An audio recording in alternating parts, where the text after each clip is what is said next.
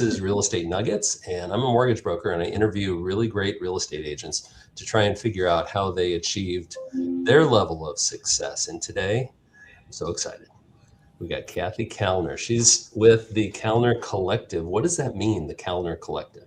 Where'd you come up with that? Because I've never really heard that before. It's better than the Kallner Group. It's better than the Kallner Team. The KK, they go together. So did you use AI to come up with a term? AI didn't exist. It didn't exist when we came up with this name. No, we just thought of it and went, okay, this is good. We're good. All right. Well, I like it. All right. So before we get started with the hard questions, tell everybody, who you are, where you're from, and how you got into real estate. Okay. So I'm Kathy. Who I am. I'm married to Mike for 30 years, 3 kids, right now, 28, 29, 30. One of them actually works with the team. Her name's Gracie. The other 2 live in Denver. I'm originally I was born in New York and then moved around and then landed in St. Louis. So I'm kind of consider myself a Midwesterner, and then moved around and landed here in Phoenix about 28 years ago. And I was a mortgage broker before a real estate agent. And I loved it, actually. I loved the finance. I loved the finance sales combination.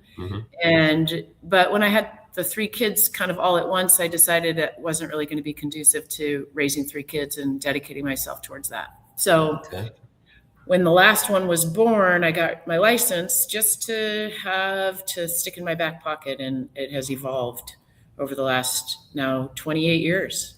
And now you're a baller of real estate. Yeah, I always call myself that. No, you have. You've done well. You've achieved some success, haven't you? Yeah. We're doing great. All right, good. And just as a kind of point of interest, you and I followed the same path in opposite directions. So I started in real estate and said hell no, and went into mortgages, and you did the opposite. See, that's why we're a perfect pair. Yeah, great pair. Awesome. Yeah. All right, so question number 1. Let's get ready. What would you say is the one thing people don't understand about what it takes to be a realtor? Biggest misconceptions. We have a flexible schedule. I've heard We do not have a flexible schedule. The reality is yes, we have some flexibility in when we choose to do the hard stuff like prospecting or follow up, that type of thing. But we don't have a flexible schedule, because when a client says, I want to see houses and I have to see them after work on a Tuesday, you're showing houses after work on a Tuesday or Saturday morning, or when they feel that it's most appropriate for their schedule. And obviously it's after their work hours. Yeah. And you don't have what they call banker's hours, right? Right. Yeah. Whatever that means. So think back to when you got started, which was how many years ago in real estate? 28. 28 years ago. So think of 28 years ago, 27, 26, those first couple of years. Yep. What do you remember as being your biggest challenge back then? Time. Because I was, truth be told, when I got my license initially, I was going to just do it part-time. I really was dedicating myself to raising 3 toddlers at the time. Mike traveled all the time. So it was not the perfect career to have with a husband that was traveling and 3 small children. And we didn't have a nanny or anything like that. So I was lucky enough to be able to, I like to say, ease into it. And I suppose because of that, I really loved it, because I didn't feel the normal pressure of a real estate agent that needed to be, putting food on the table for their families. And as a result of that, because I loved it and because I didn't really feel that enormous pressure, that probably came across to my clients. And I think it still does. Yeah. Oh, thanks. Yeah. And I think when it comes across that you love what you're doing and you're not, what do they call that? You don't have commission breath. Right. I think people are more excited to work with you. If you could wave a magic wand and change one thing about real estate, what would it be? What absolutely drives you crazy? I wish there were higher stakes to get into it, or higher demands to get into it. It's so, I was about to say easy to get your license. It's not easy to pass the test. It's a challenge, but in Arizona, you really only need 90 hours of an education. There's not an apprenticeship or an internship or something like that where agents who are at the beginning stages of their career or the beginning stages of learning how to negotiate or the beginning stages of anything in this part of the industry where they can get real life experience. And that's unfortunate because there are so many people who have an aunt and a sister and a cousin and a daughter-in-law that are agents, but that's not their 100% dedication. And it dilutes the industry and it dilutes the protection of the people that they're representing. And then also the people that do have experience are trying to cover to protect their own clients, and it becomes sort of messy. So Well, I yeah, work they're at higher making they're levels. making they're making all the mistakes that they would make in the beginning on people's Yeah, transactions. yeah, That's tough. I remember someone else told me that one of the things that bothered them is that if you're a 20-year vet and if you're a 1-year rookie, you yeah, both get paid the same for yeah. doing kind of different jobs at different levels, skill levels. I've heard Hmm. that mentioned a couple of times, but I think you're right. I think the barrier to entry for your job and mine Yeah. is kind of low, but it's a good answer. I'll accept that. Okay. Welcome. In your business, there's a lot of people that are struggling and that maybe don't do so great. So my question is, why are you successful? It's this is not a hard business to be successful in if you're willing to dedicate yourself to doing the hard stuff. And the hard stuff is telling other people that you're a realtor and proving to them why you're good at it. And so, all of us as realtors, we love looking at houses, of course. We Mhm. love designing things. We love meeting with people and having coffee and doing lunch and showing houses and going to inspections. So that's the easy part of our job. The hard part of our job, and the reason that most agents aren't successful, is they won't put their head down and stay in touch with people and follow up, follow through, follow back. They won't do the tough stuff. I think it was Tom Brady who said, I'm not special. I just do things that most people won't do. Mhm. And for him, it was do the reps, put in the hard work. And Mhm. for us, it's stay in touch with people.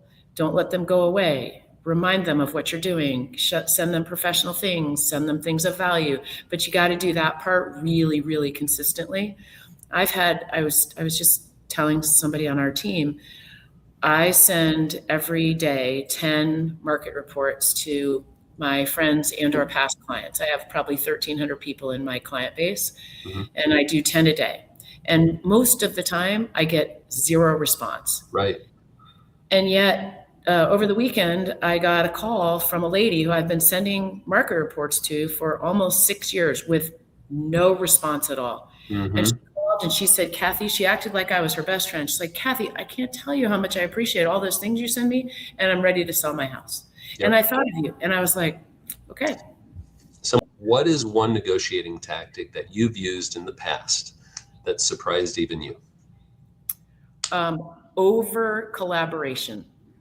Meaning, So a lot of agents, and again, I'm gonna say this delicately, but it seems that more experienced negotiators have a more collaborative approach because they're confident that the outcome is going to be uh, reflective of what their client wants. mhm. Probably less mature, less experienced negotiators try the attack mode or the aggressive mode or the threatening mode, and rarely does that end in positive outcomes.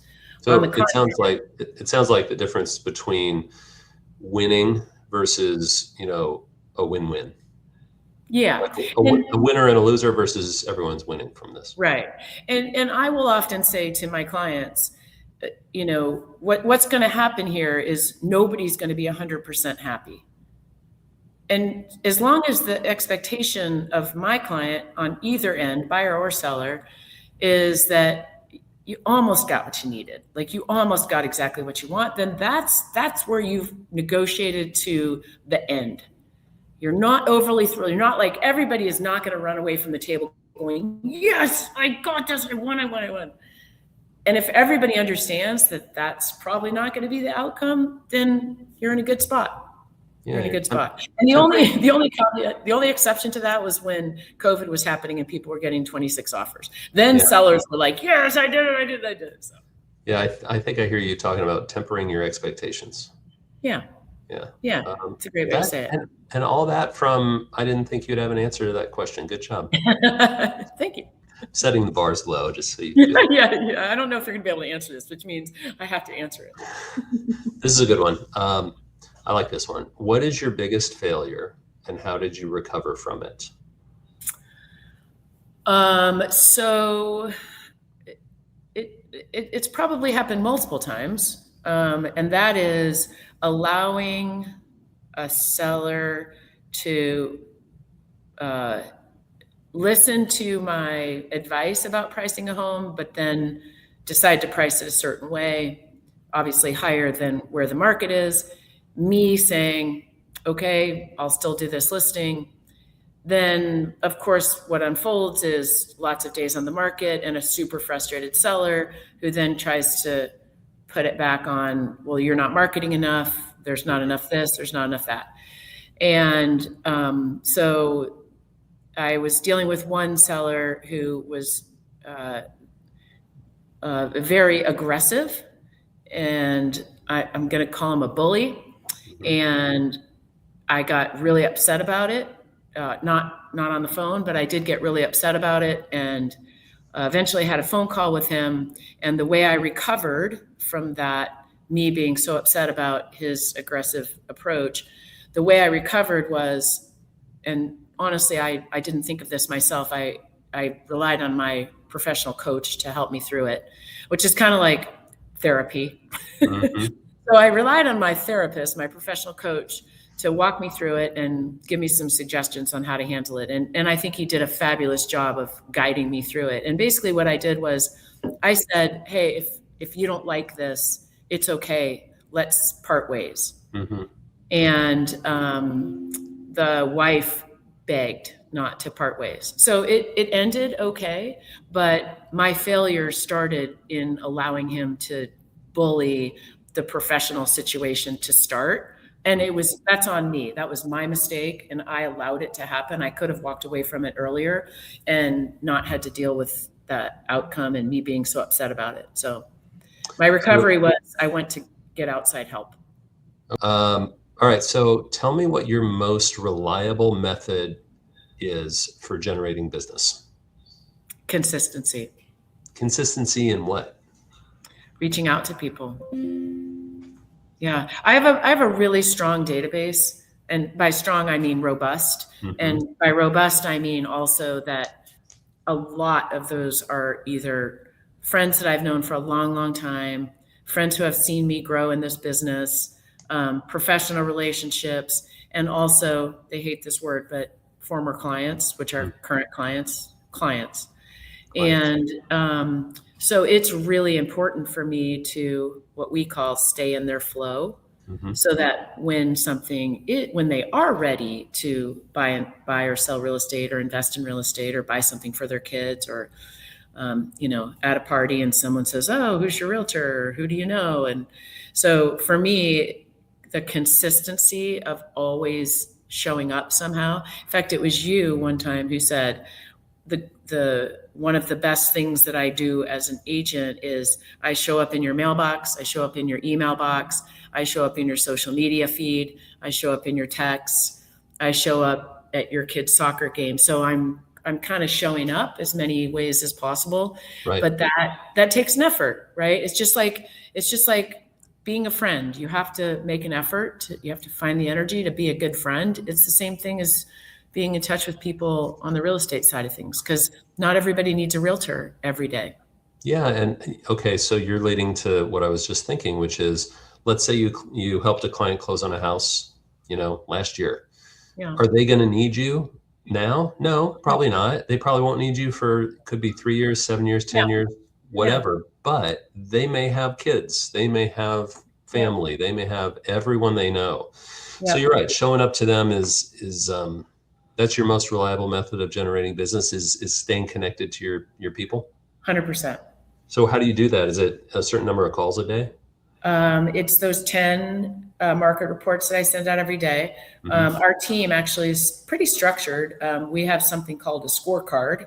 We all create our own scorecard for the most part, but it includes things like um, how many contacts are you going to hit every day, and again, that's sending something of value.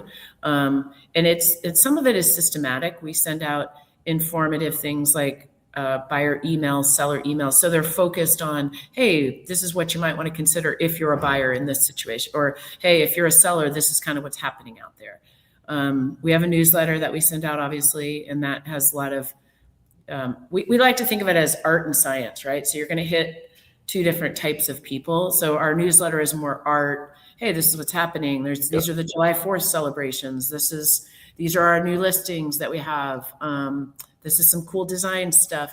And then the buyer seller emails are more, hey, this is what's going on with interest rates. This is what's going Hmm. on with the market, those types of things. I So can tell when I read your whatever you're sending out, I can tell that you've written it. You know, yeah, yeah. your personality comes through, and I think that's important to not just. In fact, I saw a video this morning where they said we can create all your content for you, and I'm like, well, then is it really Mhm. mine? Yeah. So when I read it, I can hear you saying it, and I think it fits well. So you do a good job of that. Well, thanks. You're welcome. All right, you've been involved in business coaching. So my question now is, how would you describe your experience with business coaching? Let's say it's somebody who's thinking about it. How would you describe your experience? Uh, well, the first time did it, it tripled my business. Hmm. Yeah.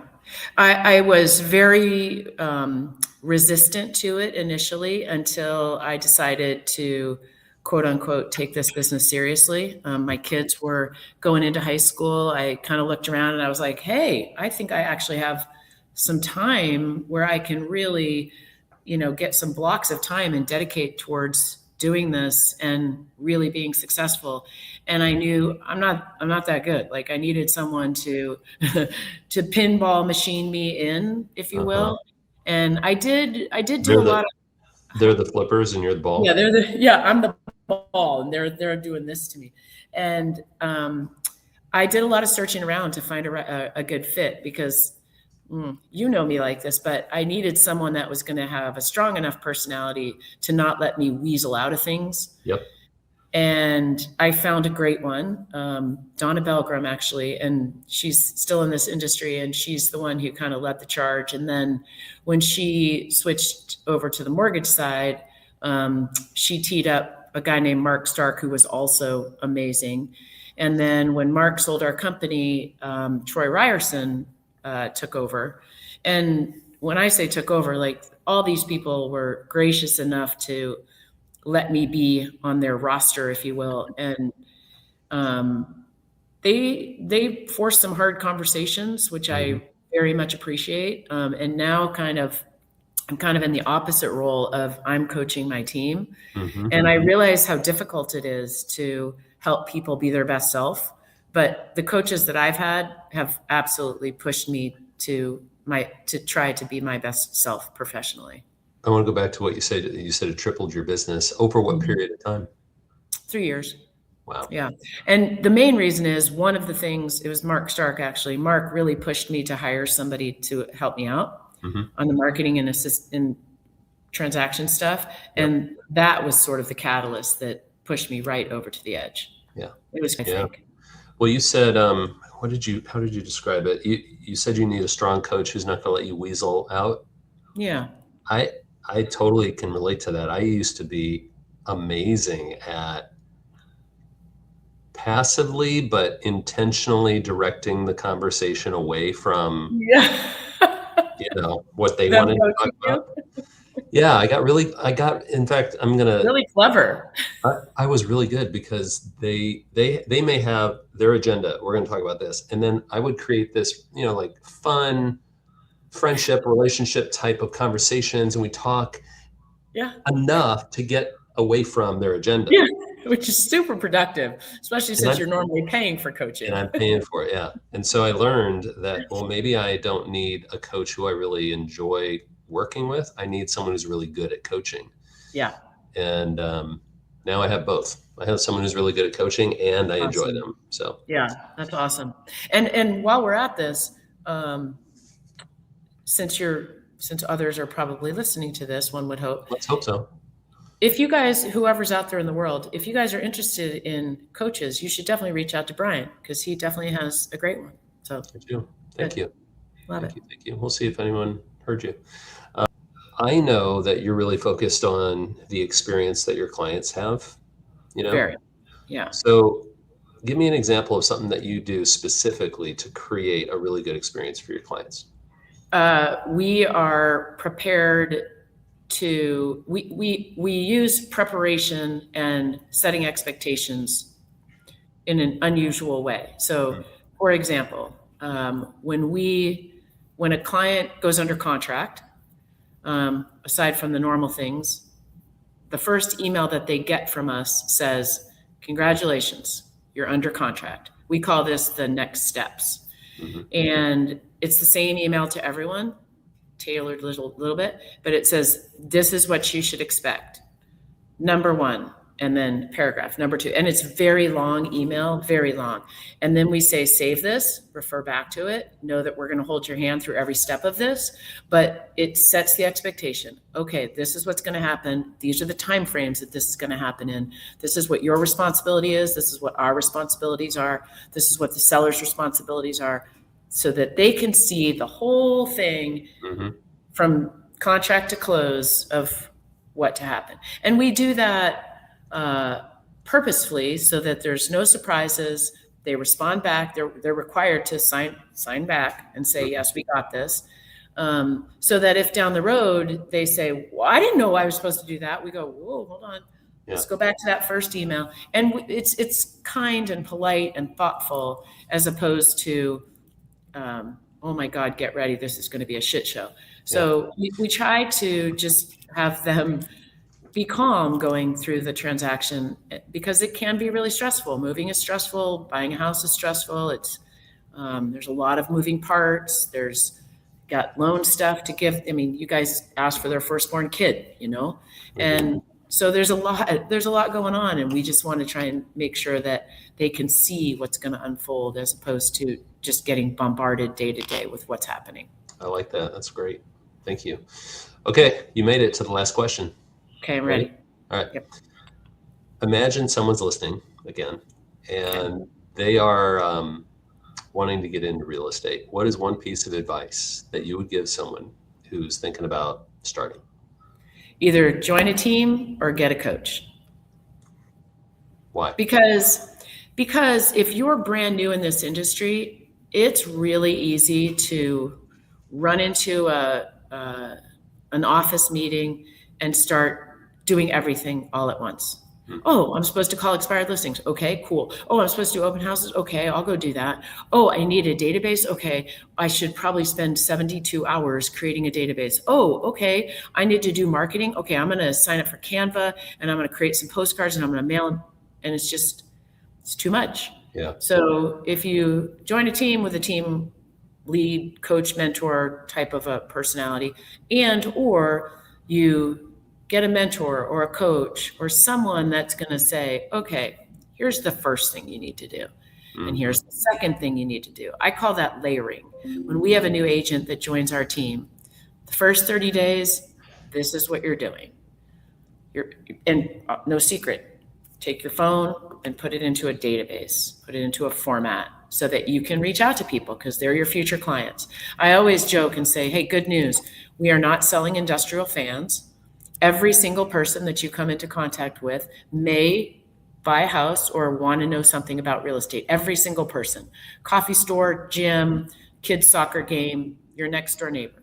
So if you take the 1,000 people that are in your phone and put them in an organized fashion, we're just going to start consistently dripping and talking to them. So what I'm So hearing, layer. what I'm hearing you say is you're coaching the people on your team, Mm, you're coaching your clients through the transaction, yeah. and you have a business coach to coach you. So Yeah. I Boom. think you're pretty heavily involved in what is it? Never stop stopping. Never stop stopping. You're getting better every day. Not and also growth mode. Like everybody needs to be in growth mode. Yeah, yeah, that's great. You did a good job, Kathy. I think you do a great job.